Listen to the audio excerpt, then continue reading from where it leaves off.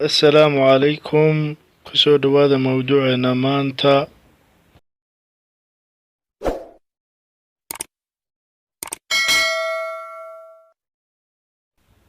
mawduuceenan waxaanu ku hadli doonaa warbixin laga yaabo in aanad hore uga maqlin waddan u saaxiib ah taariikh qoto dheer loona tixgeliyo waddan ka mid ah waddanada adduunka ugu quruxda badan.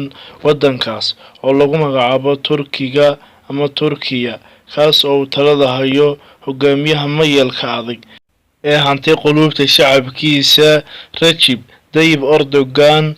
waddanka Turkigu waxa uu dhacaa inta u dhaxaysa labada qaaradood ee Yurub iyo Aasiya. sida caadiga ah waxaa loo yaqaanaa Jamhuuriyadda Turkiya, iyadoo ay muddo dheer ka talinaysay khilaafadii da'da weyneyd ee Cusmaaniyiinta ilaa 1922 halkaas oo uu Mustafa Atatürk dhidibada dib ugu taagay Jamhuuriyadda Turkiga. Turkigu waxaa saddexda jiha kaga wareegsan bad, waxaana xudun u ah wadamada Greega iyo Bulgaariya dhinaca galbeedka.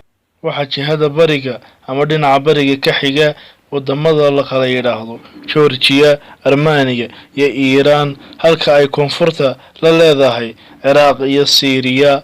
waddanka Turkigu kaalinta 73aad kaga jira wadamada ugu badka weyn adduunka. boqolkiiba 98 dadka Turkigu waa Islaam Sunni ah. Turkidu waa jaaliyadda ugu badan ee dega ama ku nool waddanka Jarmalka, waxaana lagu qiyaasaa inay yihiin 4 milyan. dalxiisku waa ilo ka mid ah ilaha dhaqaalaha ee uu haysto Turkigu, waxaana la sheegaa inay tahay dowladda tobanaad ee ay soo booqdaan dalxiisayaal aad u fara badani. waxaa loo doortay 6 ka mid ah jaamacadaha Turkiga in ay yihiin 500 ee jaamacadood ee ugu wanaagsan adduunka.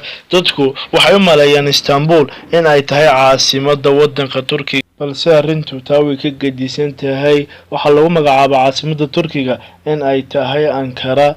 badka guud ee Turkiga waxaa lagu qiyaasay in uu yahay 783,562 kiiloomitir oo isku weera. waxaa ku nool dad lagu qiyaaso 80 milyan oo qof, waana waddanka 19aad ee adduunka ugu dadka badan. dowladda Turkigu waxay ka mid tahay dowladihii u horeeyay ee u oggolaaday in haweenku ay ka qayb qaataan doorashooyinka oo ay dhiibtaan codkooda, waxaana lagu tiriyaa waddanka saddexaad ee leh khadka ama wadada uu maro tareenku ee ugu dheer adduunka. muuqaalka xiga intaynu dib ugu kulmayno waxaan idinku dhaafayaa salaamaad.